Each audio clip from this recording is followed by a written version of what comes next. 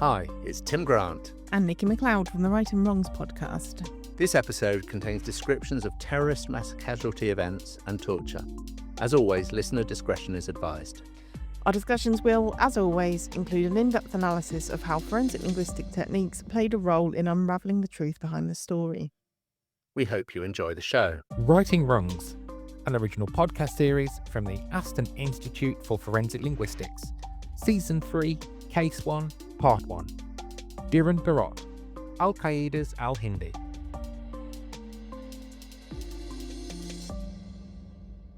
Hello, and welcome to Righting Wrongs, the podcast from AIFL, the Aston Institute for Forensic Linguistics at Aston University.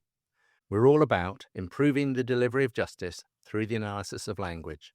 I'm Professor Tim Grant. And I'm Dr. Nikki McLeod, Deputy Director of AIFL. So, Tim, each season we like to have a two-parter to begin with. So far, we've had Tim Evans and Derek Bentley. So we've always had a kind of historical case as our season opener. So for our opening of this season, our opening for season 3, we're kind of keeping to that tradition of using a historical case. And this is a historical case that's one of yours. So how does that make you feel? Well, thank you for that, Nikki. It makes me feel a little bit old, I guess. It is a case from more than 20 years ago now. So in that sense, I think we can put it in the bracket of historical cases. Yeah. And there's a sense in which it's also a historic case. Mm-hmm. Or an historic case, so to be linguistically correct on our podcast. And it was my first big case. I'd had a couple of small cases before then. And it was very much a case of its time, as we'll hear. The world's now quite a different place, some for good, some for bad. But this was very much in the shadow of the 9/11 attacks that brought down the World Trade Center, the Twin Towers. Okay, so 2003, right? So this case is 2004. 2004, right. Which is just, a few years after. And also the other sense in which it's good to look back and reflect a bit is that forensic science and forensic linguistics itself was quite a bit different back then. There was perhaps less attention on validation of methods, on avoiding or being very aware of analyst bias, for example. And in fact, my PhD, which was a year or two before, an innovation in my PhD was that it was an attempt to test methods before using them in actual cases.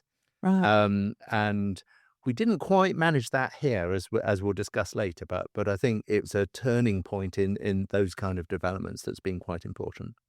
Excellent. So, obviously, for the purposes of this episode today, you've been researching the Dhiren Barot case. What's that been like all this time later? Well, I think, as you know, I've really enjoyed the research on the Derek Bentley case and the Timothy Evans case. It's a sort of a new aspect of my academic life to be part historian, I suppose. Yeah. And for this case, I've sort of treated it as the same as a historic event that requires some research. I wrote a short monograph, a short book in 2022, which included a partial account of this, but I didn't really get into all the details, all the context of the case when I did that book. So I'd done some research. But I've been reading quite a lot about the history of counterterrorism policing and the history of MI5, and particularly in the post 9/11 world, and how the security services in the UK and internationally were operating then. And I'm wary of relying on our memories. I have notes. I have at least 4 box files full of notes from this case. I've just seen them in your office. Yes, and so loads and loads of documents. But also in our second part, we're going to have a guest who was there, Jessica Woodhams, Professor Jessica Woodhams from the University of Birmingham. And what's striking when we were having discussions in preparation for this is how our memories differ. So I'm wary of just relying on my memories. But secondly, and there's a sort of more serious reason why I've been engaging in the open public history of these events, which is that lots of aspects of the case were at the time classified. And there's parts that I'm uncertain whether or not they've been declassified. Right. And for that reason, I felt it's been important to rely on that public open record. Yes, and that's what's in this podcast. Yeah. Obviously, we've got anecdotes and recollections, Yeah. but nothing that might stray into territory that could get us into trouble. No, quite right. Okay, so obviously, as we've done with other season openers, we did with Timothy Evans, we did with Derek Bentley. This is a big case, right? It's complex. So we're going to do it in two parts. So this part one that we're doing now, we're going to call this Dhiren Barot Al Qaeda's Al Hindi, and then part two, where we will hear from Professor Jessica Woodhams, as you mentioned, Dhiren Barot Al Qaeda's Al Brittani. So we've got those interesting names there. Can you explain briefly what's happening there? Yeah, so these were two aliases by which Barot was known. The first reflects his unusual background as an Islamist terrorist, in that he was born into Hinduism and converted. And the name was actually used by him early in his career, and we'll hear that he wrote a book about his adventures in Kashmir, and the name on that book is Al Hindi. But he came to dislike the name. He saw it as pejorative, not reflecting of who he was. And so he dropped that name, and he took up the second name, which is Al Brittani, the British one, it means in Yeah. Arabic, rather than the Hindu one. And that reflects his upbringing in the UK. He was a British national and so on, as we'll hear. So in the second part, the Al Brittani part, we're going to get into detail in the language analysis that we performed in the case. And we'll be joined by Jessica Woodhams to discuss that. Great. Okay, so we should get stuck in then to the first part of this episode. So let's open the case file. August 2004. It was less than 3 years after the World Trade Center was destroyed by Al Qaeda terrorists, killing 3,000 people. The previous March, simultaneous bombings on 4 commuter trains in Madrid had killed 198 and injured around 2,500. The UK had not yet seen a successful Al Qaeda attack on British soil. However, security service threat reports suggested the risk of Islamist terrorist attack within the UK to be high.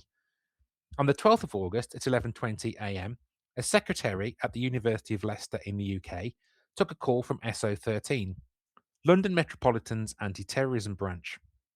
The caller was looking for Dr. Tim Grant. 1 year after award of his PhD, he was working in the forensic section at the School of Psychology.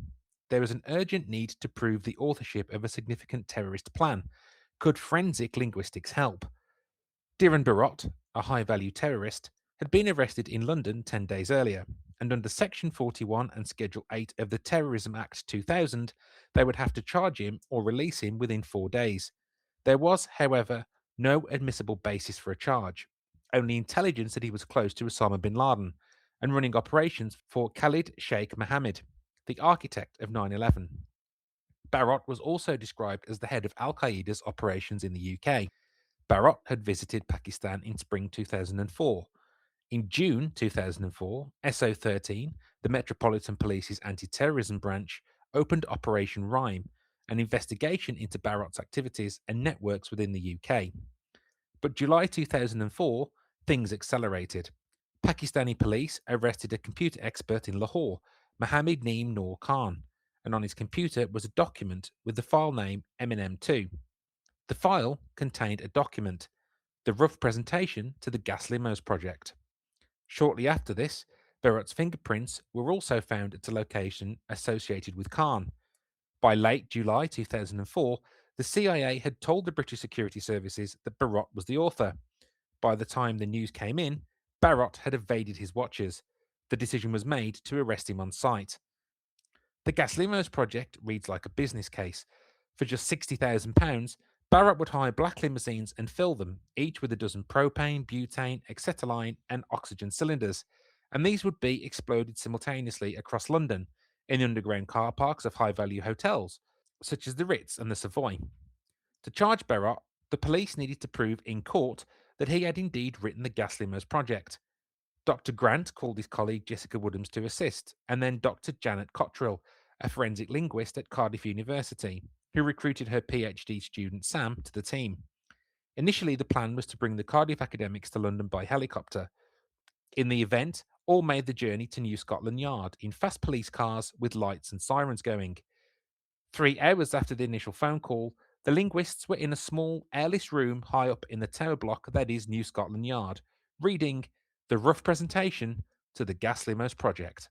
Oh, we've heard there a very exciting story, the exciting life of a budding forensic Yes, I linguist. have to say that 22 years on, that's the only ride I've ever had in a Uh, police car at 125 miles an hour with the lights and sirens going. So it's not the norm it's for not our the norm. career, no, no. Okay, so we're going to start off anyway by introducing Dhiren Barot. So, Barot was born in December 1971, and he was born in Gujarat, the area of India. In 1972, his family went to Kenya, and from there they fled the repressive regime and they travelled to the UK in 1973. And that's where it's in this country, in London, that Barot was brought up and educated. So he and his sister, they grew up in Willesden, North London. They attended school in Kingsbury, and that was until the late 1980s. Um, from his sort of school years, he was described as an average student, and apparently he was interested in a career in hotel management. What he actually ended up doing for a job was he worked as an airline ticket and reservation clerk, and that was for Air Malta at their Regent Street office, so in Piccadilly in London. And that was from 1991 to 95 that he worked there. And that's the period during which he converted to Islam. And he became estranged from his parents. He was obviously brought up Hindu, and became estranged from his parents and converted to Islam in that time. Yes, so this is, accounts differ a little, but this is between the age of about 21 and 23. He started attending the Finsbury Park Mosque. Now, this is significant because the Finsbury Park Mosque became quite notorious. It was also known as the North London Central Mosque, and in the late 1990s, the mosque as a charity, the leadership of the mosque was taken over essentially by Abu Hamza and his supporters, and he was a radical Islamist preacher, so a very extreme form Yeah. of Islam. And Barot is said to have met Abu Hamza in 1994. And at this time, Hamza was using the mosque as a base and making calls for people to go and fight for Islam, both mostly in the Middle East, but also around the world somewhat. Um, the charity, the mosque trustees, and the charity commission itself all tried to remove him as head of the mosque. But it was only after police anti-terrorism raids in 2003 that his period of leadership was brought to an end. And even after then, up until the point he was actually arrested and detained, he continued to preach outside the mosque. So this is the environment that Barot joined when he joined the Finsbury Park Mosque. Yeah, I remember the media coverage. It was all very high profile, Abu Hamza and his leadership of that mosque. So Barot actually found Abu Hamza's charisma and his teaching quite compelling. And there's a couple of journalists, Sean O'Neill and Daniel McGrory, and they actually wrote a book about the mosque, the Finsbury Park Mosque, or the North London Central Mosque, in 2010. And this is what they wrote about Hamza and Barot. Most novices were like Barot, possessed of a burning desire to do something, to go somewhere, to fight for Allah, but with no clear idea where. Abu Hamza would steer raw recruits like him to adopt an interest in their own roots. In Barot's case, the ugly, interminable fight between India and Pakistan for control of Kashmir. Okay, so in September 95, Barot quit his job at the airline at Air Malta, and he said he was leaving for a trip overseas, and he travelled to Pakistan that October. Yeah, so to pick up the story in Pakistan and also in Kashmir, the border area between India and Pakistan, Barot attended military training camps here, or at least militarist training camps here, and he learned there to assemble bombs, to fire weapons, to work with poisons and chemicals as well, and to prepare from scratch nitroglycerin. So it was a sort of training ground for a lot of people fighting conventional war, but also preparing them to fight sort of what we'd now call asymmetric warfare, so terrorism. And he fought himself alongside Kashmiri militants fighting the Indians, and claims to have killed a number of Indian nationals. And so much later on, there's a court indictment from the American courts that refer to this period, focusing on his activities during this period of time. And that says that by 1998, Barot was a lead instructor at a jihad training camp in Afghanistan, where recruits were taught to use weapons and received other paramilitary training. So he'd risen up through the ranks. He was no Yeah. longer being trained. He was now training others by 1998. And during this period, he was also traveling back and forth to the UK and elsewhere. Okay, so he spent time in the Philippines, in Thailand, and in Malaysia. He lost his passport on a number of occasions, and through this process acquired new passports under a number of aliases. So this is his training bearing fruit, how to pass unnoticed through various With, customs and borders with and things like that, different with identities. different identities. Mhm. And in 1999, under the pseudonym Esa al-Hindi, he published his book of this time, and that book's called The Army of Medina in Kashmir, and it details his adventures in Kashmir. The book was published by a small Birmingham publisher and a bookshop, and this bookshop was run in part by British Pakistani Moazzam Beg. Now, that's a name that certainly people in the UK may recognise, and it's worth looking him up. He's a very controversial figure. So some believe that he was wrongly detained and taken to Guantanamo Bay, and then he was more recently released from there. And there's campaigns in both directions, either viewing him as a terrorist or viewing him as completely wronged. And obviously, listeners can look him up and make up their own minds. But let's hear from the publisher's preface to the book. Indeed, all praise is for Allah alone, Master of the Day of Judgment, and peace and blessings be upon the noblest of prophets, the Imam of the pious, the Commander of the Mujahideen, our Messenger Muhammad, and all those who follow in good until the Day of Reckoning. O Allah, nothing is easy except what you make easy, and you make the difficult easy if you wish. With great enthusiasm and pleasure, we at Maktaba Al-Ansar has taken on the task of publishing this work, which we believe will offer insight of the reality of the jihad in the cause of Allah in the land of Kashmir. What is most unusual about the book is the author himself. It is so rare for people in our age to take on struggle for the sake of Allah. So imagine someone who comes from a non-Muslim background, struggling first against himself and those around him, from friends and family, and then to take on the most noble of duties in Allah's cause, only to face an onslaught from Muslims themselves. Okay, so during this time, Barot was in contact with some senior figures in Al-Qaeda.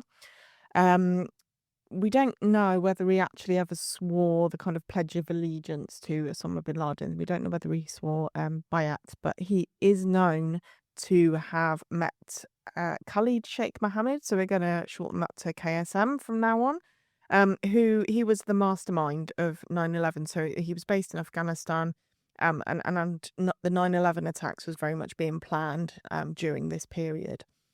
And then in late 1999, KSM sent Barot to Kuala Lumpur, Malaysia, to meet with Hambali, who was he was an Indonesian Islamic terrorist, and he was leader of Jemaah Islamiyah. And he's believed to have made that trip. Barot is believed to have made that trip with a former bodyguard of Osama bin Laden's, known as a Khalad. It's at the same time, January 2000, that Khalad was known to have met with two of the 9/11 hijackers. So this was Nawaf al-Hazmi and Khalid al-Midar, and others, and obviously to discuss and to develop the plans for the 9/11 attack. Now, there's no direct evidence that Barot was at those meetings, but we can hear what the commission had to say about this. In 1999, KSM sent Al-Qaeda operative Isa al-Britani to Kuala Lumpur, Malaysia, to learn about the jihad in Southeast Asia from Hambali. Thereafter, KSM claims, at bin Laden's direction in early 2001, he sent Britani to the United States to case potential economic and quote-unquote Jewish targets in New York City. KSM sent Al-Qaeda operative Isa al-Britani to visit Hambali in Malaysia. At the end of the visit, Isa provided Hambali with two addresses, one in the United States, possibly in California, and one in South Africa, and told Hambali he could contact people in those locations if he needed help, as per KSN's interrogation, August 2003.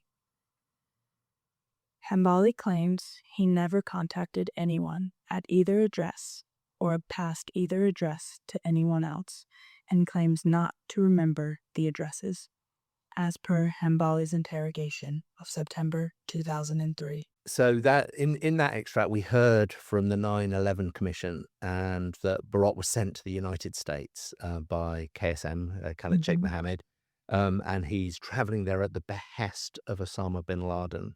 And we also hear in that extract that from the commission, from the 9/11 Commission, that this information has been extracted under interrogation, and that's something that we're going to come back to. Okay. But in any event, what is known is Barot in August 2000 and on a second trip in March 2001, so 6 months before the 9/11 attacks. So Barot goes with two associates. First, an old friend, Nadeem Tar Mohammed, and second, on the second trip, with Kaiser Shafi. And both, like Barot, are from Willesden in North London. So these are local friends that he's made. On the second trip, in fact, Shafi is taken ill and goes home, and Tar Mohammed replaces him. So, but during these two trips, what he is tasked to do is to check out various American targets. And these became known when we looked at the documents later that will come to us as recce trips, to reconnoiter. And so in the jargon of the police at the time, we called these recce trips, and there were recce documents. Right. Okay. So these trips, what he was doing was looking at various targets and looking for various targets and making notes and so on. Okay, and the targets, the specific targets that he was looking at, that he was kind of casing or recceing, during those trips, there was the New York Stock Exchange, the Citigroup headquarters in Manhattan, and the World Trade Center, of course, the Twin Towers that would go on to be attacked. And he actually videoed the Twin Towers and kind of turned the camera on its side to make it kind of look as if these have fallen over, as of course was the case. And on that video, he's making explosion Yeah. noises. It's quite chilling in retrospect. Yeah. So after he'd made this visit to New York, and he was went to Newark, and then he made a trip with Shafi to Washington, D.C. And here they were checking out targets such as the headquarters of the IMF, the International Monetary Fund, and the World Bank. Now, Barot's notebooks from the time, so obviously he was kind of making quite detailed notes about all of these targets to feed back. And the notebooks show sketches and calculations of how an exploding limousine in the kind of underground car park of the IMF, what kind of damage that would inflict, and that it would inflict quite serious damage to the building if that was to go ahead. So he took many, many videos and wrote detailed casing notes of all of these targets, and I've read and analysed them as they were seized from his computer after his arrest. So those documents became part of the evidence against him. And for each location, they describe the building's structure, its security cameras, the fire and ventilation systems, any fire alarms or fire suppression systems, and so on. And he was in detail trying to work out how they could best be attacked. It's not just a drive-by video where it's saying, oh, it's on this street corner. It was really detailed analysis. And on the videos, he wrote little captions across the bottom of the videos, sort of subtitles, text subtitles, which also those texts became part of our analysis 4 years later when we were looking at these things. And some of them were clearly added after the time of these recce trips. So, for example, the security at one location, he's added a caption saying that after 9/11, the security is likely to have changed and tightened. So we know that although the trips were in 2000 and spring of 2001, some of these captions would have been added on after. Right. Okay. So And it's about this time that Barot starts signing himself as al-Brittani rather than al-Hindi. It's about this time that he drops the al-Hindi alias and becomes al-Brittani. But in any event, he returns to the UK in April of 2001 after his second trip, and he never visits the US again. So that's the end of those recce trips. So now we're coming up to the Gas Limo project. Now, this isn't the only document that Barot was writing at this time. Between 2001 and 2004, he'd actually obtained library cards for UCL and for Brunel University in London. He's been researching pieces on the use of explosives, chemical, radioactive weapons, and we're going to come back to some of those other documents in more detail when we get to the second part. But yeah, also during this time, he's writing a rough presentation for the Gas Limo project, or the Gas Limos project. So this is a 39-page business proposal requesting £60,000, which doesn't actually seem like a lot for that was his point. For Yeah, just this right, small amount of absolutely. money, Yeah. I can cause all this death all and this destruction. damage, right? And which he knew how much damage he could cause, obviously from his research that he'd done. Okay, so the Gas Limo project document itself contains the main plot, but also some kind of speculative research for a dirty bomb attack, an attack on the Greenwich Tunnel, and other potential actions. But the main kind of considered action is this Gas Limo project. So we're going to hear the opening from this plan. Rough presentation for Gas Limos project. At the outset, it is to be emphasized that the following information that is provided here is only a very small, summarized account of a project that is in full, by far more detailed and available in its entirety upon request, inshallah. For the research of this project, attention was given to being as detailed as possible regarding facts, so much so that it took an entire year to complete Al-Mudillah. All information furnished here is not from results obtained from a singular source, but rather the details have been checked multiple times through independent sources, specialist libraries, books, internet, viewing, etc. Primary objectives: 1. Able to benefit Deen. 2. To be able to inflict mass damage and chaos. 3. Ease of procurement for materials. 4. Relatively safe for handling. 5. Internationally applicable, transferable. Since in much of the Western world it is not always possible or feasible to obtain real destructive ingredients, e.g. common explosives, from the very beginning the project was based on being an improvised destructive device, hence the choice of gas. Gas can, within certain perimeters, be employed to cause large-scale damage to structures, since many of them, gas types, are by nature extremely flammable as well as explosive. It is just a question of knowing and understanding their behavioral patterns well. Following this, things can be customized to the saboteur's terrorist needs, inshallah. So in short here, the plan that's set out in the Gas Limo project was to fill multiple limousines, to hire limousines and fill them with gas cylinders containing explosive gases such as butane and oxygen and so on. And then they were going to drive these cylinders into underground car parks of landmark tourist destinations, specifically hotels, but not just hotels, in London, and to simultaneously explode them. And they're not, as I've already said, as with other documents, these are not abstract plans. The document claims he's carried out the correct calculations regarding the primary explosives and the amount of gas required to cause real damage. In the document, there is where against pillars and so on the limousines would need to be parked. He's worked out the expansion rates of the different gases once exploded and figured out the size of explosion, whether it will be sufficient to bring down the building. So these are detailed technical plans. And he calculates that he can fit about 12 gas cylinders into each limousine. And the attraction of limousines is they can drive into underground car parks. So a truck bomb you wouldn't be able to get into the underground car park. So those will go through those low barriers you have to sometimes drive under. And with those 12 cylinders, he thinks he can fit into each limousine. He then works out the size of the team that he'll need to carry out the attacks. And he reckons on having 6 operatives, so three limousines for 3 different sites, and with a driver and 3 armed decoy drivers in accompaniment.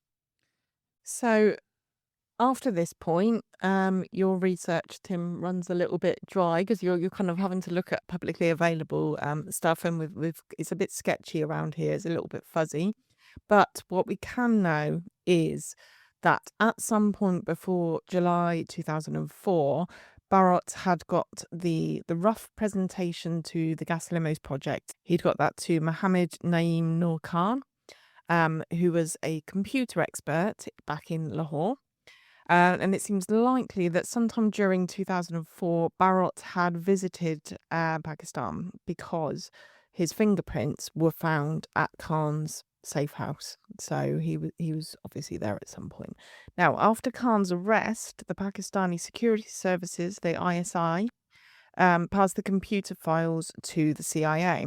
And the CIA passed the Gas Limo project on to the British authorities. So a couple of years earlier from this arrest, Khalid Sheikh Mohammed, who we've mentioned already, had been captured by the ISI, Pakistani intelligence, and he was known to have been passed on to the CIA.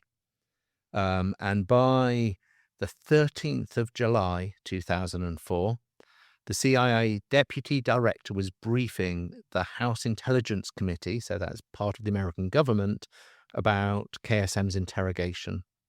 And the CIA was seeking, and I quote, renewed policy approval from the National Security Council principals to continue using the enhanced interrogation techniques. Okay, what's enhanced interrogation techniques? Do we know? Yes, we do. So the New Yorker magazine reports that during 2003, KSM was held at a secret CIA prison, became known as a black site, and this was in Poland, and where the CIA waterboarded Khalid Sheikh Mohammed at least 183 times. And the 9/11 Commission reports the results of his interrogation there that we heard, and his mention of al-Britani. So it seems at some point in the summer of 2004, so after the capture of the Gas Limo project by the ISI, that KSM was asked about the document, and it seems that he names Barot as the author. So it's either about that time or at some other time close by, or he's already said this is where the information is sketchy. But anyway, it's in the summer of 2004, just after the discovery of the document, that the CIA choose to tell the British authorities. And so if we think of the timeline, Operation Rhyme by the British Counter-Terrorism Police was set up in June 2004, before the capture of the document. Yeah. But it may be that this intelligence picture is why Operation Rhyme was set up, but then the document came in, or it may be that there's something else going on there. That's what really don't know. It's all a bit murky. Yeah, and it's going to be purposefully kept murky, isn't it? That these are sorts of things that there's only certain things that can be shared without kind of threatening national security. It's not that I know. I No, don't know no, this stuff, and I think it's really, well, it's quite disturbing to me that I was involved as close to this as something that involved such talk. Yeah. Maybe we can discuss that a bit later. Yeah. So here's where we are then. Here's a kind of summary of what we know so far. So June 2004, there's intensive surveillance of Barot, which has been started by the British authorities under Operation Rhyme. In mid-July 2004, Khan has been arrested in Lahore, and this Gas Limo project document was captured. On the 28th of July, Barot disappeared from observation, from the police surveillance. So he was, he'd been trained. We've heard how he's been trained in sort of counter-surveillance techniques and so on. And yeah, they lost him. 2nd of August, this news leaks that Khan has been arrested. And so a decision was made that Barot had to be arrested on site. So immediately, as soon as he was spotted, essentially the plan was to capture him. 3rd of August 2004, Barot was finally located and he was arrested at the Golden Touch barbershop in Williston. So he'd gone to get a haircut. That's clearly their priority. I love. It seems like arrests in barbershops somehow are traditional for Okay. major criminals and now terrorists too. At about the same time, 12 other suspects, who became known as the Luton Cell, were arrested. So Luton's a small town north of London, and they were arrested in Luton. But 2 weeks later, 7 of those. It was only 7 of those 12, including Kaiser Shafi, Nadim Tar Mohammed, who we've heard of, would be charged along with Barot. So 5 of them were released without charge. And they were all charged London's Belmarsh Magistrates Court for conspiracy to commit murder and other terrorist-related counts. The problem, however, and this is where we come to the issue of how the police believed, knew that Barot was the author of the gas limo project, was the problem police had is they had no evidence to bring charges.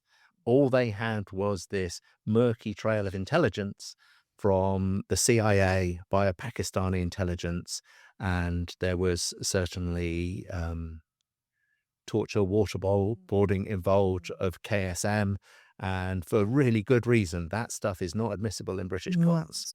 All they had was the rough presentation to the Gas Limos project and the assertion by the CIA and the ISI that Barot was the author. And the question for the police was whether this could somehow be proved in a British criminal court.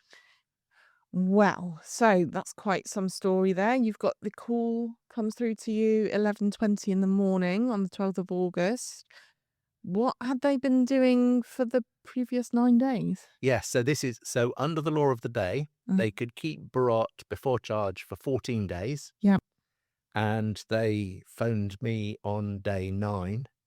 And I presumed either they were trying absolutely everything else before calling a linguist, Right. or they'd never heard of forensic linguistics, and it was a desperate last throw of the dice.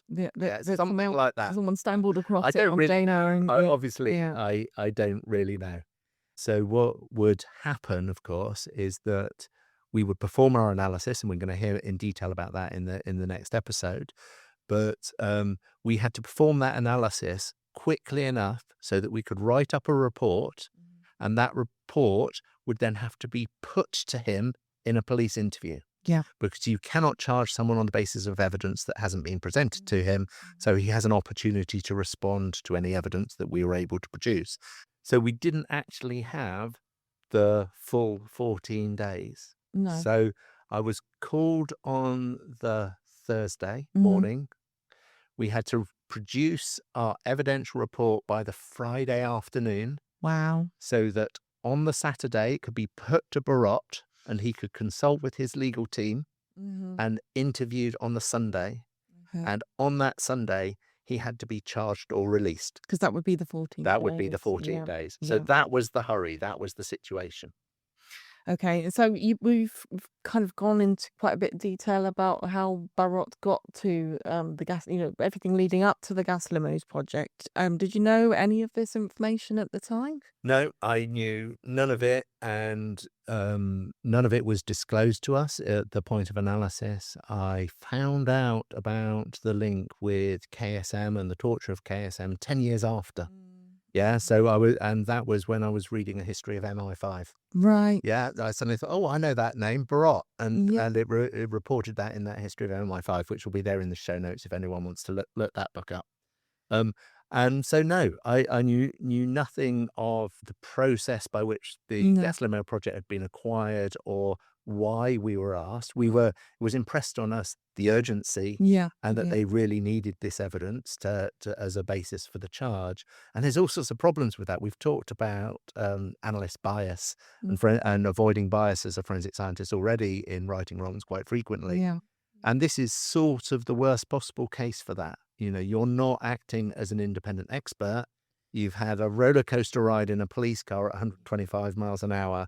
You're arriving in the midst of the police establishment, and you're told it's vitally important that you can prove that he wrote this document. Yeah, it's not an And open question. so it's not an so- open yeah. question, and it was a very, very difficult circumstance, and that's what we're going to get into, I think, next time. to Yeah, some degree. yeah. So you absolutely didn't know that the reason that he'd come to light is via the account of someone who'd been waterboarded. No, No. So and it makes me really, really uncomfortable, right? 'Cause yeah, I was going to ask if you came across at this stage of your career, if something similar came to light, and I can't think of a scenario why you would know that where the evidence had come from, but would that be a kind of a barrier to you sort of taking on It- this work? I think there are various reasons why now, if I got that call, I might say no.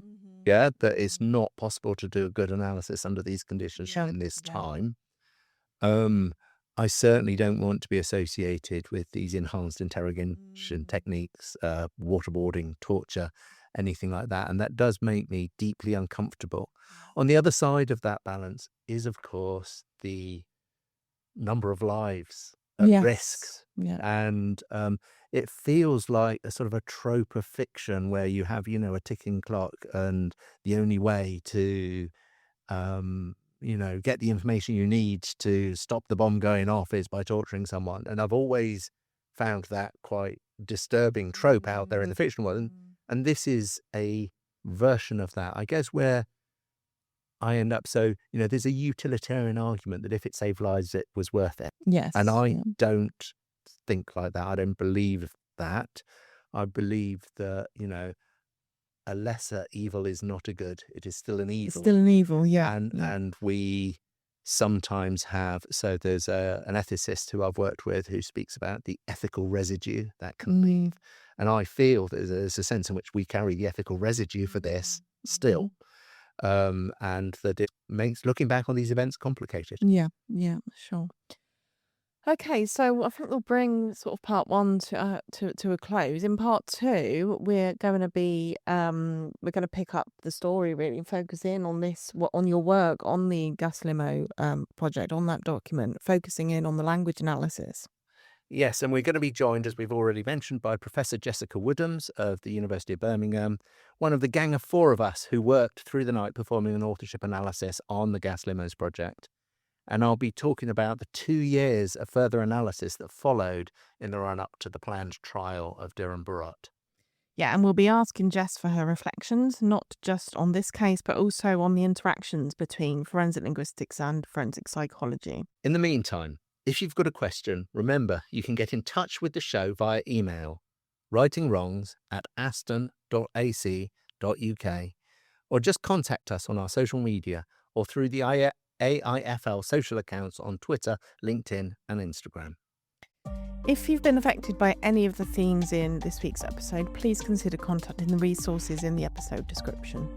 This has been Writing Wrongs, an original podcast series from the Aston Institute for Forensic Linguistics at Aston University. We'll see you next time. Goodbye. Goodbye.